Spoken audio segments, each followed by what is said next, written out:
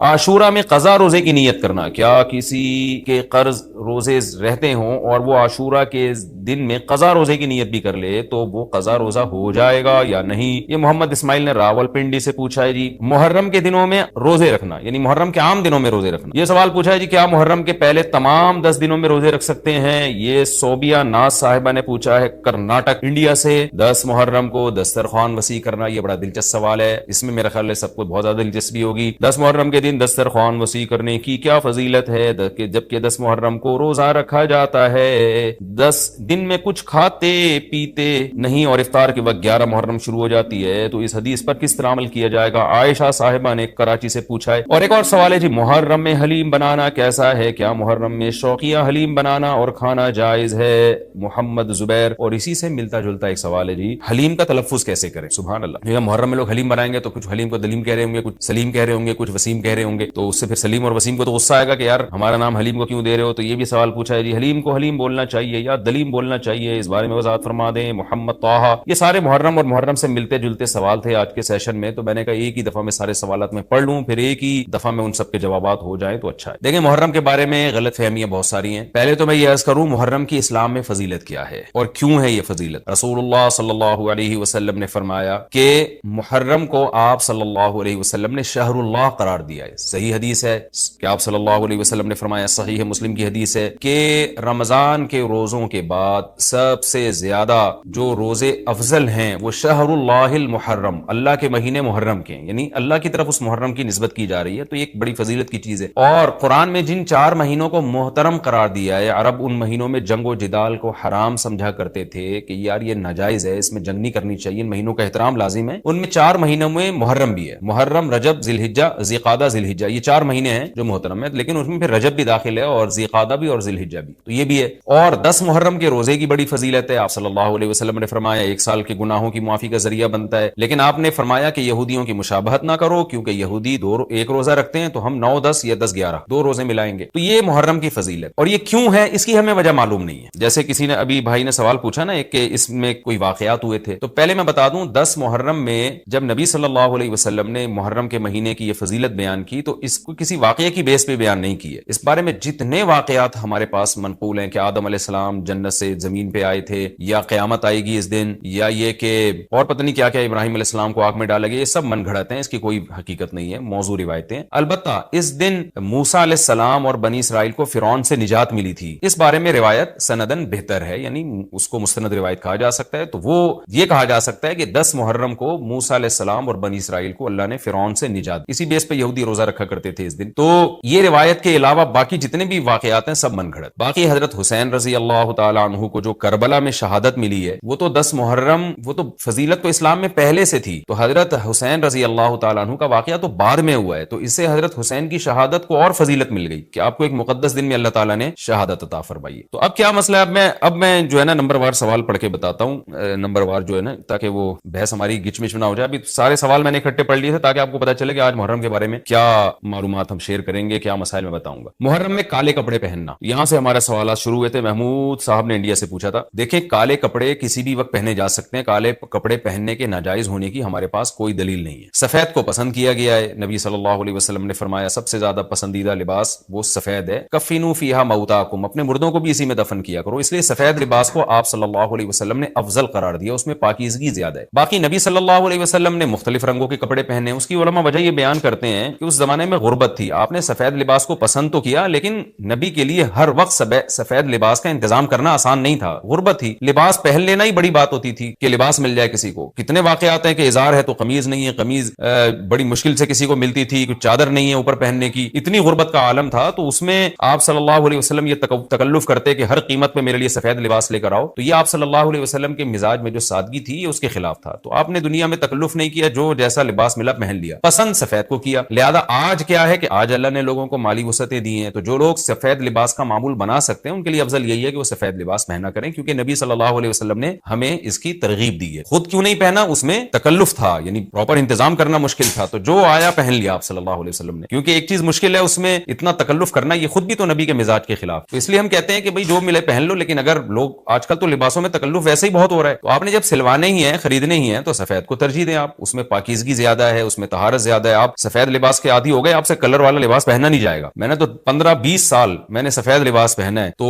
مجھے پتا ہے کہ پھر کلر والا لباس نہیں پہنا جاتا. سفید میں پاکیزگی اتنی ہے. اب میں پہنتا ہوں کلر والے لباس، وہ وجہ اس کی یہ ہے کہ بعض دفعہ گھر والوں کا اصرار ہوتا ہے، بعض دفعہ کیمرے کی ریکوائرمنٹ ہوتی ہے، وہ کیمرہ سفید لباس کو کیچ نہیں کر پا رہا ہوتا، وہ کیمرہ مین کہہ رہا ہوتا ہے بھائی کوئی اور کلر، کوئی اور کپڑے پہن کے وغیرہ وغیرہ. تو خیر میرا عمل تو کوئی حجت نہیں ہے، لیکن افضل یہی ہے کہ سفید لباس کو ترجیح دی جائے، پہنا جائے. اور علماء صلحاء اکثر عموماً ہم نے دیکھا ہے کہ سفید لباسی کو ترجیح دیتے ہیں. کلر والا بھی جائز ہے لیکن بہتر یہی. تو محرم میں بھی سفید ہی ہے، سفر میں بھی سفید ہی ہے، ربیع الاول میں بھی سفید ہے. تو محرم میں سفید کے بالکل الٹ کر لینا، کالا پہن لینا، یہ تو بالکل سفید کے اپوزٹ ہو گیا نا. تو ہم یہ نہیں کہہ رہے کہ کالا لباس پہننا ناجائز ہے، لیکن آپ سفید سے اگر آپ نے یوٹرن لیا بھی تھا تو گرے پہ آ جاتے، گرین پہ آ جاتے، ایک دم آپ بلیک پہ آ گئے، تو بہرحال یہ یعنی کراہت سے خالی نہیں ہے، اس کا معمول بنا لینا. تو ناجائز میں نہیں کہہ رہا، تھوڑا سا ناپسندیدہ ہے کہ آپ سنت پر عمل نہیں کر رہے تو سنت کے بالکل اگینسٹ تو نہ جائیں نا آپ، یعنی بالکل ہی کالا پہن لیں تو بالکل اس کے اپوزٹ ہے. جائز ہے کالا پہننا بھی، لیکن بہتر بہرحال نہیں ہے. اور محرم میں کالا پہننا تو ہماری رائے میں بالکل ناجائز ہے، کیونکہ یہ شیعہ حضرات کی اپنی ایک رائے ہے، ان کی اپنی ایک دلیل ہے، ان کا اپنا ایک کانسیپٹ ہے. وہ یہ ہے کہ محرم میں حضرت حسین شہید ہوئے تھے تو ایک بڑے غم کی بات تھی، تو ہم غم منانے کے لیے کالا کپڑا پہنتے ہیں. تو ان کا مسلک ہے، وہ جیسے مسلک پہ اپنے عمل کرنا چاہیں وہ اللہ کے سامنے جواب دہ ہوں گے. ہم کسی کے مسلک پہ طنز نہیں کر رہے، ہم کوئی فرقواریت اور تشدد کی بات کرنا مناسب نہیں ہے، ملکی حالات اس کے متحمل نہیں ہے. لیکن میں اہل سنت والجماعت حضرات سے کہتا ہوں کہ آپ یہ فیصلہ کریں بھائی، آپ یا تو پورے شیعہ ہو جائیں یا پورے سنی ہو جائیں. اگر آپ اہل سنت والجماعت کو فالو کرتے ہیں، اور اہل سنت والجماعت کے ہاں جو قرآن اور حدیث اور صحابہ یہ حجت ہے، تو ہمیں تو قرآن و حدیث میں کہیں بھی نہیں ملتا کہ غم میں تم کالے کپڑے پہنو یا غموں کو مناؤ. قرآن میں کیا ہے؟ الذین اذا اصابتهم مصیبت قالوا انا للہ وانا الیہ راجعون. اہل ایمان کو جب کوئی مصیبت پہنچتی ہے تو وہ کہتے ہیں ہم اللہ ہی کے لیے ہیں اور ہم نے اللہ ہی کی طرف لوٹ کر جانا ہے. وہ صبر کرتے ہیں. حضرت حسین رضی اللہ تعالیٰ عنہ کی شہادت یہ بہت بڑا غم ہے، بہت بڑا غم ہے، لیکن اس غم کو ہر سال منانا، اس کے لیے شرعی دلیل کی ضرورت ہے. اہل بیت کی تعلیمات کو فالو کیا جائے گا. آپ کسی کی محبت میں اس کی تعلیمات کو نہیں توڑ سکتے. اہل بیت کی بھی یہی تعلیمات ہے کہ صبر سے کام لینا چاہیے ہمیں. اور غم منانا بھی اگر کسی کا ہونا، جیسے آپ کے والد کا انتقال ہو گیا، تو اس میں بھی شریعت آپ کو اجازت نہیں دیتی کہ آپ کالے کپڑے پہنے غم منانے کے، بلکہ اس میں بھی شریعت کیا کہتی ہے کہ غم پہ صبر کریں. جو آنسو آپ روک سکتے ہیں اس کو بہائیں نہیں، اور صبر کریں. تو غیر یعنی اختیاری طور پر جو آپ کو رونا آ رہا ہے وہ معاف ہے. جب غم پہنچا ہو اس وقت شریعت آپ کو غم کے طور پہ کالے کپڑے پہننے کی اجازت نہیں دے رہی. تو جب غم 1400 سال پرانا ہو اور ہر سال اس تاریخ پہ آپ کو منانے کی شریعت کیسے اجازت دے رہی ہے؟ یہ تو ایک طرح کی برسی ہو گئی نا. نبی صلی اللہ علیہ وسلم کے وفات سے بڑا غم کو یہ امت کو ہوگا؟ ربیع الاول میں آپ صلی اللہ علیہ وسلم کی وفات ہوئی، لیکن ربیع الاول ہر سال آتا تھا. صحابہ، تابعین، تبع تابعین، خود اہل بیت کیا اس ربیع الاول میں کوئی غم مناتے تھے؟ بالکل بھی نہیں. اس مہینے میں شادیاں بھی کرتے تھے، جو خوشی کی بات ہوتی تھی اس پہ خوشی بھی مناتے تھے. تو ہمیں نہیں ملتا کہ صحابہ، تابعین یا خود اہل بیت نے، یا سیدنا حسن اور حسین رضی اللہ عنہما یا سیدنا علی ابن ابی طالب رضی اللہ عنہ کی یہ تعلیمات ہو کہ غم کو ہمیں منانا ہے کالے کپڑے پہن کے یا کسی بھی طریقے سے اسلام میں غم منانے کی آپ کو اجازت نہیں. بعض لوگ یہ دلیل دیتے ہیں کہ حضرت حسین رضی اللہ تعالیٰ عنہ کا غم تو نبی نے بھی منایا ہے، اور نبی صلی اللہ علیہ وسلم نے جب یہ بتایا کہ امت میرے نواسے کو شہید کرے گی تو آپ رونے لگے. دیکھیں جب نبی کو اطلاع ملی تھی تو آپ غمزدہ ہوئے، تو آپ کا رونا بالکل بجا تھا. کسی کو یہ اطلاع ملے کہ فلاں جگہ یہ واقعہ ہو گیا ہے، اس پہ اس کو غم ہوا ہو اور وہ رو لیتا ہے تو اس میں کوئی حرج نہیں، یہ تو نیچرل ہے. لیکن کیا نبی صلی اللہ علیہ وسلم ہر سال، یعنی جس دن آپ کو وحی کے ذریعے پتا چلا کہ سیدنا حسین ابن علی رضی اللہ تعالیٰ عنہ پہ ظلم ہوگا، تو کیا ہر سال اس تاریخ کو آپ صلی اللہ علیہ وسلم رویا کرتے تھے؟ بالکل بھی ایسا نہیں ہے. تو غم کی اطلاع جس وقت ملی ہو اس وقت رونا آ جانا یہ نیچرل ہے، لیکن ہر سال پراپر اس رونے کو پراپر طریقے سے منانا یا کالے کپڑے پہن کے اس کو منانا یہ تو بالکل اسلام میں ناجائز ہے. ہمارے پاس اس کے جائز ہونے کی کوئی دلیل نہیں. تو شیعہ حضرات جو کر رہے ہیں آپ ان کو کرنے دیں، ان کو جا کے نہ چھیڑیں، آپ ان کو طنز نہ کریں. وہ ان کی جو رائے ہے وہ اس پر عمل کریں. اسلام میں فرقے تو ہیں ہمیشہ سے، ہم نے تو یہ دیکھنا ہے کہ کون سا صحیح ہے، ہم نے تو اس کو فالو کرنا ہے. تو جو ہمیں صحیح لگے گا ہم اس کو فالو کریں گے. باقی ہم کسی کے نفرتیں پھیلانے کے بہرحال ہم قائل نہیں ہیں. تو جو وہ کر رہے ہیں آپ ان کو کرنے دیں، لیکن آپ یہ کام ہرگز نہ کریں، کیونکہ ہمارے لیے جو حجت ہے وہ قرآن، حدیث اور اہل بیت اور صحابہ کرام، تو ان کی جو تعلیمات ہیں ہم نے اس کو فالو کرنا ہے۔ ان کی تعلیمات میں کہیں بھی نہیں ہے، کوئی مستند روایت نہیں ہے کہ غم منانے کے لیے کسی نے کالے کپڑے پہنے ہو، غم منانا ہی جائز نہیں ہے، تو اس کے لیے کالے کپڑے یا کوئی اور کلر پہننا کہاں سے جائز ہو جائے گا؟ تو اس لیے محرم میں نارملی تو کوئی بھی وقت میں آپ کالے کپڑے پہن سکتے ہیں، لیکن محرم میں جب آپ پہنیں گے تو اس میں ایک تائید ہوتی ہے کہ گویا آپ بھی اس بدعت میں ان کی تائید کر رہے ہیں۔ اور رسول اللہ صلی اللہ علیہ وسلم نے فرمایا من تشبہ بقوم فہو منہم، جو کسی قوم کی مشابہت اختیار کرتا ہے وہ انہی میں سے۔ تو اگر آپ چاہتے ہیں کہ آپ کا شمار قیامت میں اہل سنت والجماعت میں نہ ہو، آپ کو شیعہ مسلک ٹھیک لگتا ہے، تو پھر پراپر آپ شیعہ مسلک پراپر پورے طور پر اختیار کریں۔ آپ آدھا تیتر آدھا بٹیر چلنا تو ٹھیک نہیں ہے نا۔ اور اگر آپ چاہتے ہیں قیامت میں آپ کا شمار اہل سنت والجماعت میں ہو، تو پھر مکمل اہل سنت والجماعت کو فالو کریں آپ، تو ان کو جو ہے اپنے حال پہ چھوڑ دیں۔ میں پھر بتا دوں، میں لڑائی جھگڑوں کا قائل نہیں ہوں۔ شیعہ حضرات آتے ہیں یہاں پہ، بیٹھتے ہیں، گپ شپ لگاتے ہیں، چائے پانی بھی چلتا ہے، میرے دوستوں میں بھی ہیں بعض شیعہ حضرات، سلام دعا ہے ان سے، لیکن مذہب پہ بحث نہیں ہوتی۔ لکم دینکم ولی دین، ہم اسے کہتے ہیں ٹھیک ہے بھائی آپ اپنے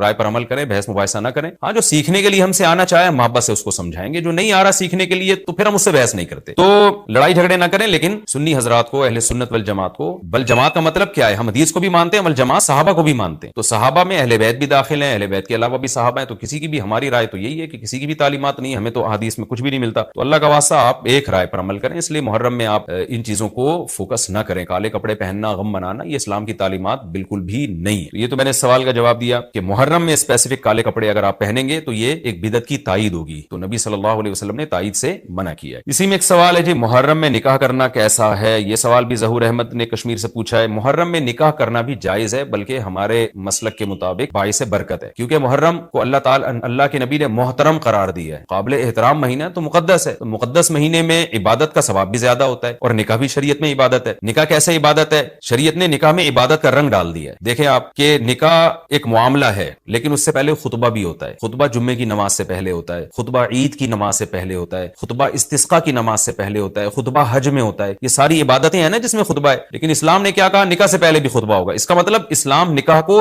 عبادت قرار دے رہا ہے، نکاح میں عبادت کا رنگ بھر رہا ہے، تو عبادتیں تو مقدس مہینے میں زیادہ ثواب ہوتا ہے ان میں۔ تبھی آپ دیکھیں نبی صلی اللہ علیہ وسلم نے فرمایا رمضان کے بعد سب سے زیادہ روزوں کا ثواب محرم میں ملتا ہے، کیوں؟ مقدس ہے نا، تو عبادت کا ثواب بڑھ گیا اس میں۔ تو اس حدیث سے صاف ہمیں پتہ چلتا ہے کہ اگر کوئی محرم میں اس نیت سے نکاح کرتا ہے کہ مقدس مہینہ ہے، تو اس میں عبادت کا ثواب بڑھ جائے گا، اور اس میں انشاءاللہ اللہ سے امید کی جا سکتی ہے کہ خیر و برکت زیادہ ہوگی، تو اس کو منحوس سمجھنا جائز نہیں ہے۔ اگر آپ کہتے ہیں اس مہینے میں چونکہ حضرت حسین رضی اللہ تعالیٰ عنہ کی شہادت ہوئی ہے اس لیے منحوس ہے، تو یہ غلط ہے۔ ایک تو ہماری نظر میں شہادت ایک بہت مقدس مقام ہے، اس کی وجہ سے کوئی مہینہ منحوس نہیں ہو سکتا، مقدس تو ہو سکتا ہے، منحوس نہیں ہو سکتا۔ دوسری بات یہ کہ یکم محرم سے لے کے 29 یا 30 ذی الحجہ تک اسلامی تاریخ میں کوئی ایسا دن نہیں ہے جس میں کسی مقدس شخصیت کی شہادت نہ ہوئی ہو یا کسی پہ ظلم نہ ہوا ہو۔ اگر آپ تاریخ کے اوراق اٹھا کے دیکھیں، ہر مہینے ہر تاریخ کو کوئی نہ کوئی اسلام میں اچھا واقعہ بھی ہوا ہے اور برا واقعہ بھی ہوا ہے۔ حضرت عثمان رضی اللہ تعالیٰ عنہ کی شہادت ہوئی باغیوں کے ہاتھ، خود نبی صلی اللہ علیہ وسلم کی وفات ہوئی ربیع الاول میں، اور بھری ہوئی ہے نا اسلامی تاریخ، حضرت علی رضی اللہ تعالیٰ عنہ کی شہادت ہوئی۔ تو ان تمام شہادتوں کے آپ ایام نکالیں، ان کے مہینے نکالیں، کوئی مہینہ نہیں بچے گا۔ اس بیس پہ اگر آپ کہتے ہیں کہ اس مہینے میں نکاح پسندیدہ نہیں ہے، پھر تو پہلی تاریخ سے لے کے سال کی آخری تاریخ تک کوئی تاریخ بھی ایسی نہیں ہے کہ جس میں انسان نکاح نہ کرے۔ اس کا مطلب پھر آپ کمارے چھڑے چھاٹی گھومتے رہیں، اور مسلمانوں کی پھر گروتھ ریشو تو میرا خیال ہے ختم ہو جائے گا، مر جائیں، کہاں پیدا ہوں گے لوگ۔ اور اگر آپ کہتے ہیں کہ نہیں جی کسی شخصیت کے کسی دن میں انتقال کر جانے سے یا شہید ہو جانے سے یا اس پہ ظلم ہونے سے وہ دن منحوس نہیں بنتا، تو پھر 10 محرم بھی منحوس نہیں، 10 محرم میں بھی آپ نکاح کر سکتے ہیں، اور محرم کے بقیہ تاریخوں میں بھی آپ نکاح کر سکتے ہیں۔ اور روایات میں ہمیں ملتا ہے کہ بعض بڑے بڑے حضرات تھے جن کے محرم کے مہینے میں نکاح ہوئے، میں اس بحث میں نہیں جاؤں گا، پھر اس میں تاریخی روایات ہیں، کوئی کہتا ہے فلاں تاریخ تھی، کوئی کہتا ہے، پھر لوگ اس پہ ایک غیر ضروری بحث میں چلے جاتے ہیں، لیکن ہمیں ایسے واقعات ملتے ہیں۔ تو اس لیے اس بارے میں، اور پھر شریعت میں جلد نکاح کی ترغیب ہے، نکاح کو ڈیلے کرنا یہ شریعت میں پسندیدہ کام نہیں ہے۔ اس بیس پہ تو ڈیلے کیا جا سکتا ہے نکاح کہ آپ کو رشتہ سمجھ میں نہیں آ رہا، مشورے کر رہے ہیں، لیکن جب ایک دفعہ رشتہ سمجھ میں آ جائے تو اسلام کا حکم یہ کہ اس میں جلدی کی جائے۔ صحیح ہے، بخاری کی مشہور حدیث ہے، نبی صلی اللہ علیہ وسلم کی خدمت میں خاتون آئی، عرض کیا کہ یا رسول اللہ میں آپ سے نکاح کرنا چاہتی ہوں۔ آپ نے چہرہ مبارک کو جھکا لیا، آپ کا ارادہ نہیں تھا۔ ایک اور صحابی کھڑے ہوئے، عرض کیا یا رسول اللہ آپ میرا ان سے نکاح کر دیں۔ اسی محفل میں نبی نے ان صحابیہ کا ان صحابی سے نکاح کرا دیا۔ آپ نے تو یہ نہیں پوچھا کہ یہ محرم کا مہینہ چل رہا ہے یا سفر کا مہینہ چل رہا ہے یا ربیع الاول کا مہینہ چل رہا ہے. ڈیلے نہیں کیا اس کو, اس لیے کہ خود آپ کی تعلیمات یہ ہیں کہ نکاح میں جلدی کی جائے. تو اگر آپ کو محرم میں رشتہ ملتا ہے, آپ ربیع الاول تک ڈیلے کرتے ہیں محرم کی وجہ سے یا سفر تک ڈیلے کرتے ہیں, تو یہ ڈیلے کرنا خود قرآن و سنت کے خلاف. جس چیز میں تعجیل مقصود ہے, جس چیز کو شریعت نے جلدی کا حکم دیا. عبداللہ بن مسعود رضی اللہ تعالیٰ عنہ فرماتے تھے, مصنف ابن ابی شیبہ کی روایت ہے, کہ مجھے پتا چل جائے نا کہ میری زندگی میں صرف ایک رات باقی ہے, اگلے دن میں نے مر جانا ہے, اور میرے نکاح میں کوئی عورت نہ ہو, میں وہ رات بھی نکاح کے بغیر نہیں گزاروں گا, میں بیوی کے بغیر نہیں گزاروں گا, اس خوف سے کہ مجھے کہیں فتنہ نہ ہو جائے. صحابہ کرام جو تقوی کے اعلیٰ معیار پر تھے اور جن سے گناہ کا اندیشہ بہت کم تھا اور کہیں معاشرے میں بے حیائی پھیلی ہوئی نہیں تھی, وہ تو ان کا تو یہ کانسیپٹ تھا کہ بھائی ہم بیوی کے بغیر ایک دن نہیں گزاریں گے, کہیں ایسا نہ ہو کہ برائی میں پڑ جائیں. اور آج چاروں طرف بےہودگی پھیل رہی ہے, چاروں طرف بے شرمی, بے حیائی, انٹرنیٹ پر بےہودہ چیزیں, آپ یوٹیوب میں ویڈیو میں جائیں فوش چیزیں آ رہی ہیں, ہر چیز آپ کی شہوت کو برانگیختہ کرنے والی ہے. اور اس میں آپ یہ کہیں کہ ایک رشتہ طے بھی ہو چکا ہے, آپ صرف اس بیس پر آپ اس کو ڈیلے کر رہے ہیں, ایک مہینہ دو مہینہ, لوگ سفر میں بھی نہیں کر رہے ہوتے, اور اس بیس پہ آپ ڈیلے کر رہے ہیں. اس میں خطرہ ہوتا ہے کہ مرد کسی گناہ میں نہ پڑ جائے, عورت کسی گناہ میں نہ پڑ جائے. تو شریعت اس کی آپ کو اجازت نہیں دی. اور پھر اس میں یہ بھی ہوتا ہے کہ اگر آپ ڈیلے کرتے ہیں تو منگنیاں توڑنے کا شیطان کو موقع بہت ملتا ہے. میرے سامنے ایسے درجنوں واقعات ہیں, رشتہ طے ہوا لیکن جی چونکہ محرم ہے یا سفر آ رہا ہے تو ہم ربیع الاول میں کریں گے, یا منگنی کو کسی بھی وجہ سے ڈیلے کر دیا. تو جب منگنی ڈیلے ہوتی ہے, یعنی نکاح ڈیلے ہوتا ہے, منگنی ہو گئی, نکاح کو ڈیلے کر رہے ہیں آپ, اس میں شیطان پھر دونوں کو لڑواتا ہے. منگنیاں ٹوٹتی ہیں, اکثر نفرتیں پھیلتی ہیں, غلط فہمیاں, بدگمانیاں شیطان کو پھیلانے کا موقع ملتا ہے. اس لیے شریعت میں تو منگنی کا لفظ ہی نہیں ہے, شریعت میں ہے خطبہ. خطبہ کا مطلب نکاح کا پیغام بھیجا, ان کو جب سمجھ میں آ گیا تو فوراً نکاح کر دیا. بیچ کا کوئی راستہ نہیں اللہ نے رکھا. تو چاہے وہ محرم ہو, چاہے وہ سفر ہو, چاہے وہ ربیع الاول ہو, چاہے وہ ربیع الثانی ہو. ہاں کوئی اس وجہ سے ڈیلے کر رہا ہے نکاح, کوئی واقعی شرعی عذر ہے اس کو, وہ بہت سارے مسائل ہیں, لیکن محرم کا ہونا بہرحال کوئی شرعی عذر نہیں ہے. تو اس لیے ہم اس میں نکاح کو جائز سمجھتے ہیں, باعث برکت سمجھتے ہیں. پھر میں بار بار بتا رہا ہوں کہ جو وہ شیعہ حضرات جو کر رہے ہیں ان کو کرنے دیں, میں آپ کو آپ کے مسلک کی بات بتا رہا ہوں. ہم جو قرآن و سنت کو اور اصحاب رسول کو فالو کرتے ہیں اور اہل بیت کو بھی مانتے ہیں, ہم ان کی بات کر رہے ہیں. وہ بھی دعویٰ کرتے ہیں کہ ہم مانتے ہیں, تو ان کو ان کے دعوے پہ رہنے دیں. ہم تو وہی بات کریں گے جو ہمیں صحیح لگے گی. اچھا بھائی, یہ بھی ایک سوال پوچھا ہے جی, 10 محرم کو کون کون سے نبی کو نجات ملی؟ یہ بھی سوال میں نے دہرایا تھا, ام محمد نے پوچھا ہے. تو دیکھیں اس بارے میں صرف ایک واقعہ مستند ہے, حضرت موسیٰ علیہ السلام کو فرعون سے نجات ملی. اس کے علاوہ 10 محرم کی طرف جتنے قصے منقول ہیں, ابراہیم علیہ السلام کو آگ میں ڈالا گیا, پھر آدم علیہ السلام دنیا میں آئے, یا اس دن قیامت آئے گی, یہ سب من گھڑت ہیں, ان کی کوئی حیثیت نہیں ہے, ان کو نہیں بیان کرنا چاہیے. یہ بھی سوال ہو گیا قیامت کیا محرم میں آئے گی؟ ایسا نہیں ہے, ہمیں نہیں پتا محرم میں آئے گی یا سفر میں آئے گی. سورہ طٰہٰ میں اللہ نے صاف طور پر بتا دیا کہ اکاد اخفیھا لتجزا کل نفس بما تسعی, میں قیامت کے دن کو چھپا دوں گا. اللہ نے کسی کو نہیں بتایا کس دن آئے گی, وہ آئے گی تو اچانک آئے گی. اچانک وہی چیز ہوتی ہے جس کی ڈیٹ کا ہمیں علم نہیں ہوتا. لا تاتیکم الا بغتہ, قرآن کہتے ہیں اچانک آئے گی. تو اچانک کا مطلب اس کی ڈیٹ اللہ نے, اس کا سال, اس کا مہینہ اللہ نے ہمیں نہیں بتایا, تبھی تو اچانک آئے گی وہ. اچھا بھائی, عاشورہ کے روزے کی فضیلت جموں کشمیر سے پوچھا محمد اقبال نے, وہ میں نے آپ کے سامنے بیان کر دی. نبی صلی اللہ علیہ وسلم نے فرمایا 1 سال کے گناہوں کا کفارہ ہے. اچھا یہ بھی اسی میں پوچھتے ہیں کہ لوگ کہ 2 دن کے روزے ضروری ہیں یا 1 دن کا بھی روزہ رکھ سکتے ہیں؟ تو بعض علماء کی رائے یہ کہ اس زمانے میں 1 روزہ بھی جائز ہے, کیونکہ نبی صلی اللہ علیہ وسلم نے یہودیوں کی مشابہت کی وجہ سے حکم دیا تھا کہ 2 ملاؤ. اب یہودی یہ روزہ نہیں رکھتے,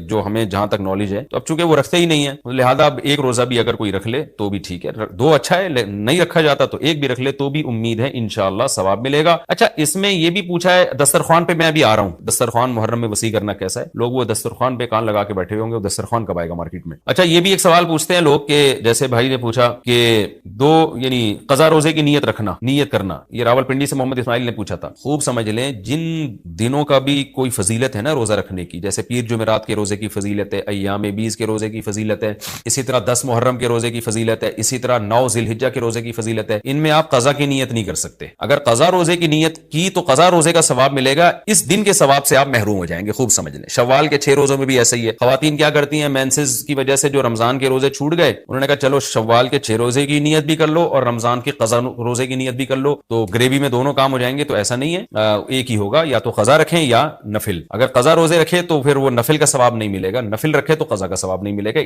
ان روزوں میں تداخل نہیں ہوتا, نفل اور قضا روزے جمع نہیں ہو سکتے. تو اس لیے عاشورہ کے دن عاشورہ کی نیت ہی کریں, قضا پھر پہلے یا بعد میں رکھ لیں. اچھا جی, اب میں آتا ہوں جی محرم میں دسترخوان وسیع کرنا کیسا ہے. اس بارے میں ایک روایت ہے کہ عاشورہ کے دن جو اپنے اہل و عیال پر دسترخوان وسیع کرے گا, ان کو کھلائے گا, تو اللہ اس کے رزق میں برکت دیں گے. یہ روایت سند کے لحاظ سے کمزور ہے. بعض علماء کی رائے یہ ہے کہ اگرچہ کمزور روایت ہے مگر فضائل میں چلتی ہے, تو کوئی اچھی نیت سے دسترخوان وسیع کر دے, وسیع کر رہا ہے نا, کوئی یتیم کے منہ سے نوالا تو نہیں چھین رہا نا, کھلا ہی رہا ہے. تو اگر کوئی گھر والوں پہ اس دن اچھا کھلا دے گا تو اس میں کیا حرج ہے. بعض علماء کی یہ رائے ہے, وہ بھی اصحاب علم ہے, لیکن بندہ ایک کو ہمیشہ سے ایک اشکال رہا ہے کہ جب ایک بالکل بے غبار صحیح حدیث ہمارے سامنے موجود ہے تو اس کے مقابلے میں ایسی کمزور روایت کو ہم کس بیس پہ ترجیح دے سکتے. ہمارے سامنے جو بے غبار اور بالکل مستند حدیث ہے جس کی سند پہ کوئی کلام نہیں ہے, وہ ہے روزہ. عاشورہ کے دن روزہ رکھنا چاہیے. روزہ اور دسترخوان آپس میں جمع نہیں ہو سکتے. یعنی عاشورہ کے دن جب آپ دسترخوان وسیع کریں گے تو روزہ کیسے رکھیں گے؟ تو بعض لوگوں نے یہ تعویل کی ہے کہ افطاری میں کر لیں آپ. تو افطاری میں تو 10 تاریخ نہیں رہے گی نا, 11 شروع ہو جائے گی, وہ تو 11 محرم ہو جائے گی. بعض لوگوں نے یہ کہا کہ جی 9 محرم کو جب سورج غروب ہو تو عاشورہ کی رات کو دسترخوان وسیع کر لیں. تو حدیث کے ظاہر سے تو عاشورہ کا دن معلوم ہوتا ہے کہ جب عاشورہ والا دن شروع ہو چکا ہو, یعنی صبح صادق کے بعد. یعنی حدیث میں تکلفات کرنے پڑ رہے ہیں, اس کی تعویلات کرنی پڑ رہی ہیں. تو اس بارے میں علامہ ابن تیمیہ رحمہ اللہ کی رائے ہمیں بہت صحیح معلوم ہوتی ہے. انہوں نے یہ لکھا ہے کہ اصل میں ہوا یہ تھا کہ جب شیعہ حضرات نے عاشورہ کے دن کو منحوس سمجھنا شروع کر دیا کہ یہ منحوس دن ہے اور اس میں غم کا دن ہے, تو بعض سنیوں نے ان کے مخالفت میں نا اس کو خوشی کا دن منانا شروع کر دیا. یعنی ہوتا ہے نا آپ کسی کی مخالفت میں حد سے تجاوز کرتے ہیں, تو انہوں نے خوشی کے دن کے لیے اس میں کھانے پینے کی روایتیں گھڑ لی, کھاؤ پیو کھلاؤ پلاؤ, تاکہ بالکل ان کی مخالفت ہو. تو حقیقت یہی معلوم ہوتا ہے کہ چونکہ صحیح حدیث میں روزے کا تذکرہ ملتا ہے اور روزہ اور کھلانا پلانا جمع نہیں ہو سکتا. اگر یہ جو دوسری عاشورہ کے میں کھانا کھلانے والی حدیث بھی بالکل بے غبار اور مستند ہوتی نا, تو ہم دونوں کو جمع کر کے تعویلات کر لیتے کہ جی افطار میں کھلا دو اور سارا دن روزہ رکھو, یا نابالغ بچوں کو دن میں کھلا دو اور بڑوں کو روزہ رکھوا دو. تو ہم تعویلات کرتے اگر یہ اسی ٹکر کی حدیث ہوتی. لیکن یہ کمزور حدیث ہے, تو اس کو اتنی صحیح مستند روایت کے مقابلے میں ہم کیسے لا سکتے؟ تو وہ ابن تیمیہ رحمہ اللہ کی بات کافی معقول معلوم ہوتی ہے کہ بعض شامی لوگوں نے یہ روایت کو گڑھا ہے صرف شیعہ لوگوں کی دشمنی اور مخالفت میں, کہ اس کو خوشی کا دن, تو عاشورہ کا دن تو نہ غم کا دن ہے نہ خوشی کا دن ہے, عبادت کا مقدس دن ضرور ہے, تو برکت کا دن ضرور ہے. تو اس لیے اس میں صحیح بات یہی معلوم ہوتی ہے کہ یہ کھلانا پلانا والا جو روایت ہے یہ ہمیں صحیح معلوم نہیں ہوتی. روزہ رکھیں, اور افطاری میں تو ویسے ہی دسترخوان وسیع کرنا چاہیے. افطاری میں سموسے پکوڑے جلیبیاں بچوں کو کھلائیں تاکہ ان کو روزہ رکھنے کی اور زیادہ حوصلہ افزائی ہو. تو اس لیے ہماری رائے اس میں یہی ہے کہ عاشورہ کے دن بس روزہ ہی کی فضیلت ہے, دسترخوان والی بات ہمیں ٹھیک معلوم نہیں ہوتی, کیونکہ اس کے مقابلے میں جو ہے نا دسترخوان والی حدیث کے مقابلے میں زیادہ صحیح حدیث ہے جو روزہ تو کھانا پینے سے اجتناب کا نام ہے, اور افطاری میں تو ویسے ہی آدمی کھا لیتا ہے, وہ اس کے لیے پھر ضرورت نہیں ہے الگ سے ہمیں کسی روایت. اچھا بھائی, اور بھی محرم کے حوالے سے لوگ سوال پوچھتے ہیں. کالے کپڑے بھی ہو گئے, اور کیا رہ گیا بھائی؟ حلیم رہ گیا. حلیم محرم میں حلیم بھی بناتے ہیں لوگ, تو بے اصل چیز ہے, بدعت ہے. ثواب سمجھ کے کریں گے بدعت ہے. بعض لوگ کہتے ہیں ہم ثواب سمجھ کے نہیں کر رہے, ویسے ہی سب بنا رہے ہیں تو ہم بھی بنا رہے ہیں, تو بدعت کی تائید تو ہو رہی ہے نا. پورا سال پڑا ہے حلیم کھانے کے لیے, آپ کو کیا مصیبت ہے کہ آپ محرم میں دیکھ پکائیں؟ پورے سال کیوں نہیں پکا رہے تھے آپ؟ تو جب ایک رسم معاشرے میں غلط رسم پھیل جاتی ہے تو اس کا بائیکاٹ کرنا چاہیے. تو آپ نہ بنائیں, کسی اور مہینے میں بنا لیں آپ. تو پوری رات دیگیں چل رہی ہوتی ہیں مذہب کے نام پہ, تو یہ کام نہ کیا جائے نا. اور جو لوگ کہتے ہیں مذہب کے نام پہ نہیں کر رہے, ہم تو ویسے انٹرٹینمنٹ کر رہے ہیں, تو یار کسی اور دن کر لو بھائی, تم پورا سال پڑا ہوا ہے نا. ہم نے کب کہا ہے کہ آپ دیگیں نہ پکائیں؟ آپ پکائیں, پوری رات گھوٹے لگائیں, اس میں کسی اور دن کر لیں آپ. اس لیے اسلام کو بچائیں خرافات سے. اسلام کو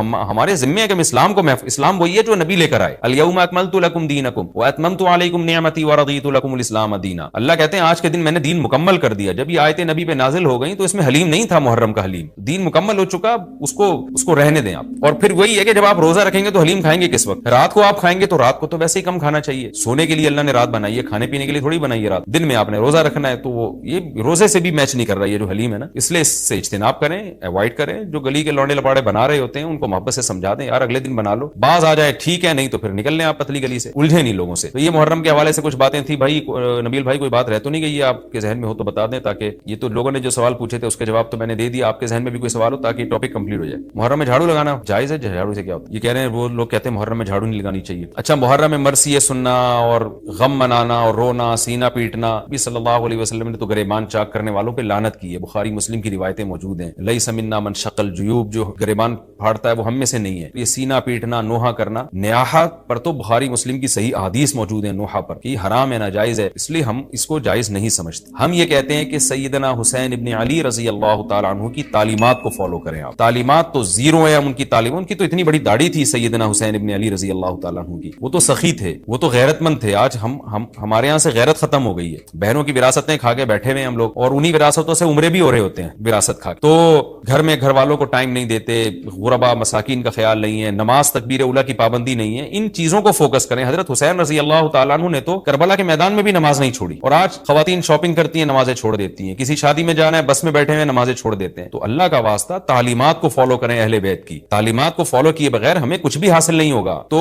وہ کسی شاعر نے بڑی پیاری بات کہی ہے نا, شرط ایما مصطفیٰ سے والہانہ پیار ہے, پیار لیکن پیروی ہے, پیر بغیر بھی دشوار ہے. مصطفیٰ صلی اللہ علیہ وسلم سے ایمان کی شرط ہے کہ آپ کو نبی سے بے پناہ محبت ہو, لیکن محبت کی دلیل کیا ہے کہ آپ فالو کتنا کرتے ہیں. تو اہل بیت سے محبت یہ ایمان کا حصہ ہے ہمارے. اس محبت کے بغیر آپ جنت میں نہیں جا سکتے. لیکن آپ میں محبت ہے یا نہیں ہے, یہ کالے کپڑوں سے یا سینہ پیٹنے سے پتہ نہیں چلے گا. اس کا پتہ اس سے چلے گا کہ آپ ان کو فالو کتنا کرتے ہیں. تو یہ چند احکامات تھے. لوگوں نے سوال پوچھے تھے مسائل میں, تو میں نے ان کے جوابات دے دیے, اور کچھ مسائل محرم کے حوالے سے اور بھی ہیں, پھر وہ بعد میں یاد آتے ہیں. ہاں, حلیم کو حلیم کہنا یہ بھی ایک سوال تھا. لوگ کہتے ہیں کہ جی حلیم اللہ کا نام ہے, تو کھانے پینے کی چیز کو ہم حلیم کیوں کہتے ہیں؟ دیکھیں, جب اللہ کے لیے لفظ حلیم استعمال کیا جاتا ہے اس کا مفہوم کچھ اور ہوتا ہے, جب دیکھ کے لیے استعمال کیا جاتا ہے اس کا مفہوم کچھ اور ہوتا ہے. تو اس میں کسی کا تصور بھی نہیں جاتا کہ میں اللہ کا نام لے رہا ہوں. یہ بالکل ایسے ہی ہے جیسے اردو میں صلواتوں کا مفہوم کچھ اور ہے. ہم کہتے ہیں اتنی صلواتیں سنا کے چلا گیا, حالانکہ صلوات تو درود کو کہتے ہیں اور نماز کو بھی کہتے ہیں صلاۃ. تو اب کیا یہ لفظ استعمال جائز نہیں ہوگا؟ ظاہر ہے جائز ہے. اردو میں اس کا مفہوم کچھ اور ہے, عربی میں اس کا مفہوم کچھ اور ہے. بلکہ بعض دفعہ ایک ہی زبان میں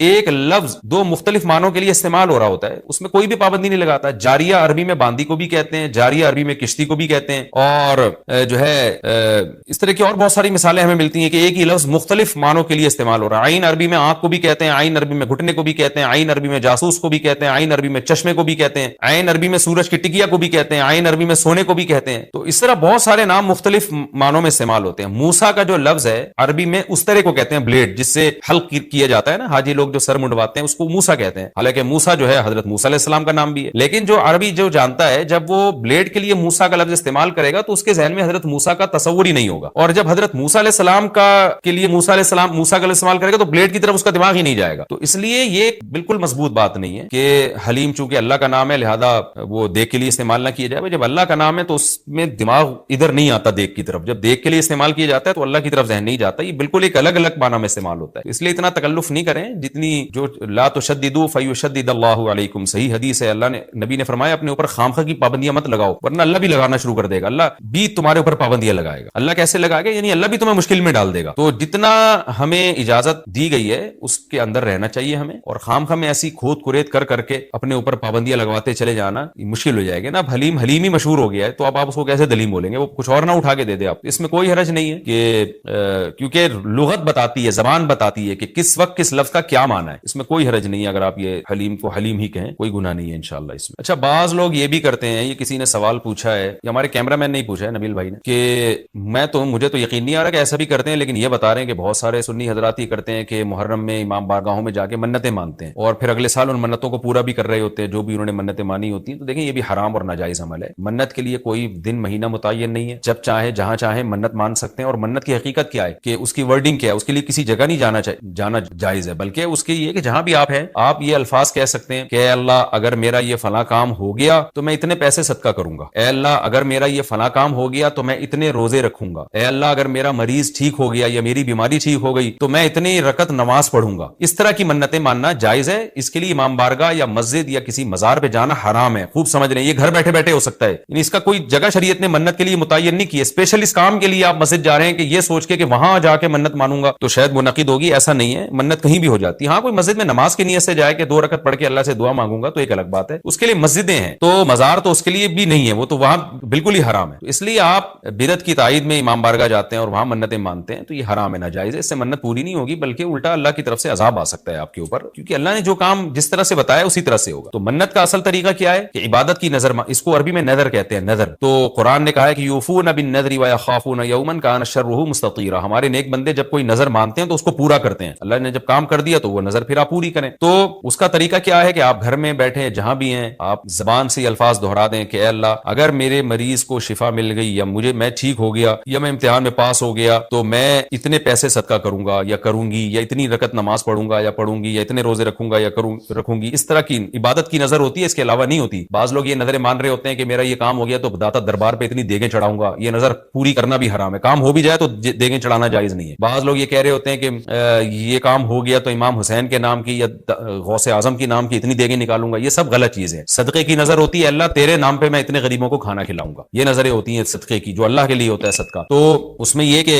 کھانا کھلانے کی صدقہ خیرات کی نظر ہو سکتی ہے اور عبادت کی نظر ہوتی ہے. یہ جو مزاروں پہ جانے کی نظر اور فلاں پہ جا پہ چڑھاوا چڑھاؤں گا, یوں کروں گا, ایسے کروں گا, یہ جو اوٹ پٹانگ قسم کی نظریں آ رہی ہیں یہ حرام ہے, ناجائز ہیں. اس کی کوئی حیثیت نہیں ہے شریعت میں. ان کو پورا کرنا بھی واجب, نہ صرف یہ کہ واجب نہیں ہے بلکہ جائز ہی نہیں ہے. تو گھر بیٹھے بیٹھے جب چاہیں آپ نظر مان سکتے ہیں. زبان سے کہیں گے تو نظر ہوگی, دل میں نہیں ہوتی. لیکن شریعت نے منت ماننے کو بہرحال پسند نہیں کیا ہے. نبی صلی اللہ علیہ وسلم نے فرمایا کہ جو نظر مانتا ہے نا وہ تقدیر کو تو نہیں ٹال سکتا, اللہ اس کے ذریعے کنجوس سے پیسہ نکلوا دیتے ہیں. یعنی تقدیر میں بیماری ٹھیک ہونا ہوگی تو ہو جائے گی, کامیابی ہوگی تو ہوگی, وہ تو. لیکن کیا ہوتا ہے کہ بندہ ٹھیک ہو جاتا ہے اور جو آدمی کبھی صدقہ نہیں کرتا اس بہانے اس کی جیب سے, کنجوس کی جیب سے پیسے نکل جاتے ہیں. ویسے تو دے نہیں رہا تھا صدقہ, تو اللہ نے بیماری میں ڈال دیا, چل اب منت مان تاکہ میں بیماری ٹھیک کروں اور تو اب پیسے نکال یہاں سے. تو کنجوسوں کے ذریعے, کنجوسوں کا پیسہ نکلوانے کے لیے یہ کام ہوتا ہے. بے نمازیوں کو نماز پڑھوانے کے لیے, جو روزہ نہیں رکھتے ان کو روزہ رکھوانے کے لیے. تو اس حدیث سے پتہ چلتا ہے کہ منت اور نظر کو جائز ہے لیکن پسند نہیں کیا گیا. علماء نے اس کی وجہ بیان کی ہے کہ یہ ایک طرح سے نا اللہ سے ایک طرح کا مقابلہ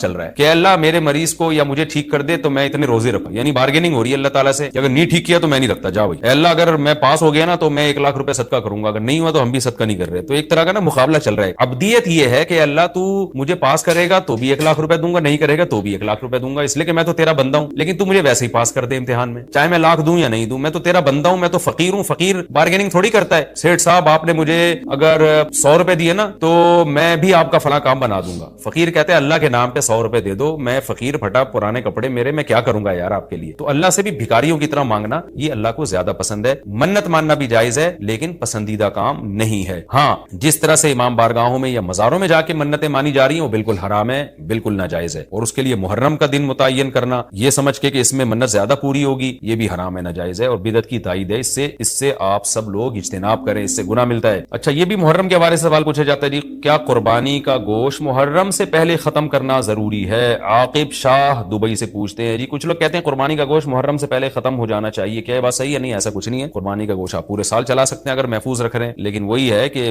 کھا لیں جلدی تو اچھی بات ہے, تازہ تازہ گوشت کھا لیں. محرم میں بھی بہت 2 مہینے ہو جاتے ہیں, تاخیر ہو جاتی ہے, تو اس لیے بہتر یہی ہے کہ پہلے کھا کے ختم کریں. لیکن اگر کوئی محفوظ بھی رکھتا ہے تو کوئی گناہ اس میں نہیں ہے. اچھا, ایک اور سوال سبیلوں کے حوالے سے پوچھا جاتا ہے کہ محرم میں سبیلیں لگانا, ان سبیلوں سے پانی پینا. تو دیکھیں وہ بھی شیعہ حضرات کا مسلک ہے, ان کا کانسیپٹ ہے کہ وہ حضرت حسین کے نام کی سبیلیں لگاتے ہیں. میں بار بار کہہ رہا ہوں کسی کو چھیڑے نہیں, اپنا مسلک چھوڑے نہیں, دوسرے کو چھیڑے نہیں. یہ میں اہل سنت والجماعت کے لیے مسائل ریکارڈ کروا رہا ہوں کہ ہمارے لیے کسی بھی چیز کے جائز اور ثواب ہونے کے لیے دلیل کی ضرورت. دلیل قرآن و سنت ہے, صحابہ ہیں. تو ہمیں نہ اہل بیت سے اس کا کوئی ثبوت ملتا ہے, نہ صحابہ سے, نہ قرآن و سنت سے کہ محرم میں صحابہ نے سبیلیں لگائیں. حضرت حسین رضی اللہ تعالیٰ عنہ کی شہادت کے بعد اہل بیت میں سے کسی نے سبیلیں لگائی ہوں یا انہوں نے سبیلیں لگانے کا حکم دیا ہو, کہیں بھی نہیں ملتا. یہ عمل بھی بدعت ہے, ناجائز ہے, اس سے اجتناب کریں. اور ایک عجیب بات ہے, کبھی آپ اس کو غم کا مہینہ کہتے ہیں اور کالے کپڑے پہنتے ہیں اور سبیلیں لگا کے لوگوں کو شربت پلا رہے ہیں, تو یہ تو خوشی کے موقع پہ ہوتا ہے نا, خوشی کے موقع پہ کھلایا پلایا جاتا ہے. تو یہ کنفیوژن ہے کہ یہ خوشی منا رہے ہیں کہ غم منا رہے ہیں. تو کھلانا پلانا خوشیوں کے موقع پہ ہوتا ہے, تو اس لیے آپ ان چیزوں سے اجتناب کریں, نہ سبیل لگائیں, نہ اس پہ کھڑے ہو کر پانی پیئیں. جو لگا کے بیٹھے اس کو چھیڑے نہیں, آپ تنگ نہ کریں, وہ اس کا مسئلہ ہے, اس کو چھوڑ دیں. دنیا میں بہت سارے فرقے ہیں, کس کس کو آپ قابو میں کریں گے؟ ملک میں انارکی پھیلتی ہے, ملک میں فسادات ہوتے ہیں. کسی سے نفرت کرنے کی ضرورت نہیں ہے, کسی کو ٹاؤنٹنگ کرنے کی ضرورت نہیں ہے, طنز تانے کی ضرورت نہیں ہے. جو لگا کے بیٹھا ہوا ہے لگائے, جو پی رہا ہے اس کو پینے دیں, چھیڑے نہیں. لیکن میں آپ کے لیے یہ کہہ رہا ہوں جو اس وقت میرا پروگرام سن رہے ہیں, اگر آپ قرآن و سنت ہی کو فالو کرتے ہیں, آپ اہل سنت والجماعت میں ہیں, یا تو میں بار بار کہتا ہوں پورے شیعہ ہو جائے نا, پھر آپ ڈبل مسلکوں پہ چلنا, تو یہ دنیا میں کسی کا بھی اصول نہیں ہے کہ آدھا ادھر آدھا ادھر, وہ تو کہیں کا بھی نہیں ہوتا. یا تو پورے ادھر ہو جائیں یا پھر پورے اہل سنت والجماعت بن جائیں. تو اہل سنت والجماعت کے ہاں یہ سبیلیں لگانا یہ جائز کام نہیں ہے, کیونکہ قرآن و سنت سے اس کا ثبوت نہیں ہے. لوگ کہتے ہیں ایک آدمی کسی کو شربت پلا رہا ہے, پانی پلا رہا ہے, تو پانی پلانا تو بڑا اچھا کام ہے. پانی پلانا اچھا کام ہے پورے سال, کسی دن کو خاص کر لینا یہ اچھا کام نہیں. تو اس سے بدعت کی تائید ہوتی ہے. اگر کوئی پیاسا آپ کو نظر آتا ہے تو محرم میں ہو تو محرم میں بھی پلائیں, سفر میں ہو تو سفر میں بھی پلائیں. لیکن کوئی پیاسا نہیں ہے تو جیسے آپ پورے سال سبیلیں نہیں لگاتے تو محرم میں بھی نہ لگائیں, کیونکہ اگر آپ پورے سال نہیں لگاتے محرم میں لگا رہے ہیں تو اس کی علامت ہے آپ اس مہینے کو سبیل کے حوالے سے خاص ویلیو دے رہے ہیں. اس ویلیو کی آپ کے پاس قرآن و سنت سے دلیل ہونی چاہیے. دلیل نہیں ہے تو ہمارے پاس دلیل ہے. نبی صلی اللہ علیہ وسلم نے فرمایا من احدث فی امرنا ھذا ما لیس منہ فہو رد وفی روایت فہو مردود. جو ہمارے دین میں کوئی بھی نئی چیز لے کر آئے گا, نبی نے فرمایا وہ مردود ہے, ہم نہیں اس کو ایکسپٹ کریں گے. تو اس لیے بھائی ہم تو اس حدیث کو فالو کرتے ہیں. تو کائنڈلی آپ حضرات سے گزارش ہے, ہاں کوئی پورے سال سبیل لگا کے بیٹھا ہو تو وہ محرم میں بھی لگا لے. کیوں؟ وہ اس لیے کہ وہ محرم کو الگ سے فضیلت نہیں دے رہا سبیل کے حوالے سے, بلکہ وہ کہہ رہے بھائی میں تو پورے سال لوگوں کو پانی پلاتا ہوں تو محرم میں بھی پلا رہا ہوں, میں تو پورے سال شربت پلاتا ہوں تو محرم میں بھی پلا رہا ہوں. لیکن ایک آدمی سال کے 11 مہینے نہیں پلاتا, صرف محرم میں سبیل لگا کے بیٹھا ہے, اس کا مطلب وہ اس مہینے کو سبیل کے حوالے سے زیادہ ویلیو دے رہا ہے. اس ویلیو کے لیے میں نے کہا دلیل چاہیے. دلیل آپ کے پاس اگر نہیں ہے تو پھر وہ حدیث ہے جو ہمارے دین میں نئی چیز ایجاد کرے گا تو وہ چیز مردود ہے. اس لیے اس عمل سے بھی اجتناب کریں. دیکھیں جنت میں جانے کے لیے ہمیں وہ کام کرنے پڑیں گے جو اللہ رسول نے بتائے ہیں, اور اس میں اپنی طرف سے ایڈیشن کرنا یہ ناجائز ہے، اس عمل کو شریعت میں بدعت سیئہ کہا جاتا ہے۔ اللہ تعالیٰ ہماری حفاظت